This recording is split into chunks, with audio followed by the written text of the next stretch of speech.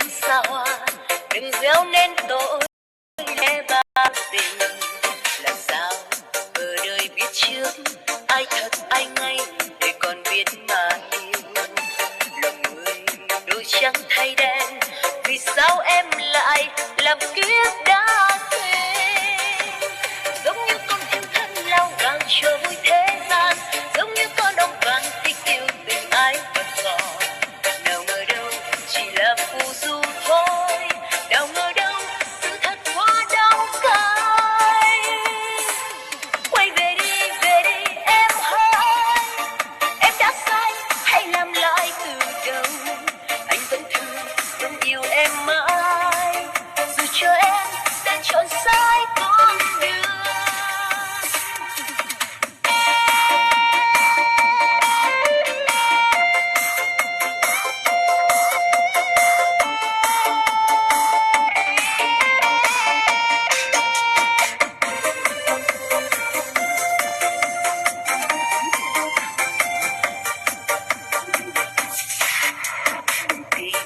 Vào lời ông bướm, đó là hút sâu, là cạm bẫy tình yêu.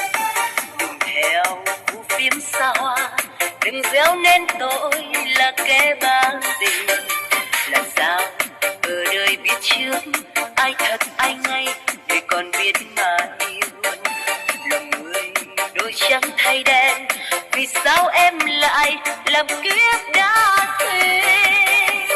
Giống như con thiên thân lao vàng cho vui thế gian, giống như con ong vàng thích yêu tình ai vẫn còn. Nào ngờ đâu chỉ là phù du thôi, nào ngờ đâu sự thật quá đau cay. Quay về đi em ơi, em đã sai hãy làm lại từ đầu. Anh vẫn thương vẫn yêu em mãi, dù cho em đã chọn sai con đường.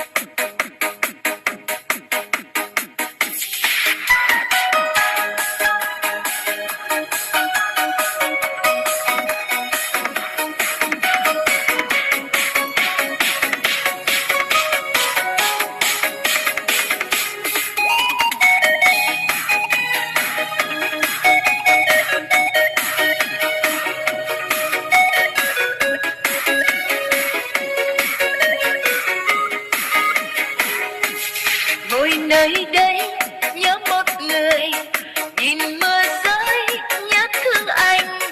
Ngồi trong đêm hỏi anh chẳng sao chẳng buồn lẻ loi.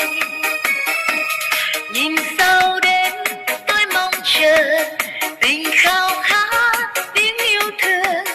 Lòng thầm mong sẽ có anh bên anh người hỡi.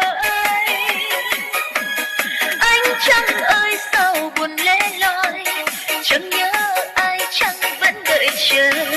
Hãy mang anh đi vào cơn mơ, để tim tôi mãi mãi có anh.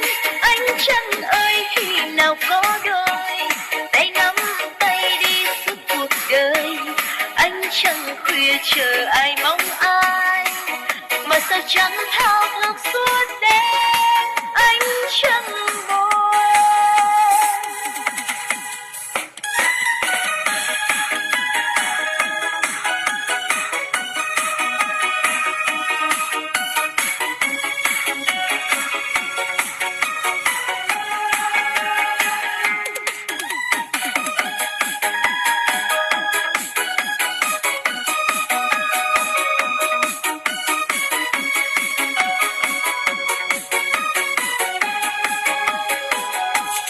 Ngồi nơi đây nhớ một người, nhìn mưa rơi nhớ thương anh.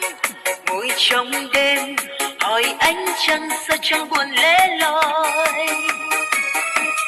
Nhìn sao đến tôi mong chờ tình khao khát tiếng yêu thương. Lòng thầm mong sẽ có anh anh bên anh người hỡi.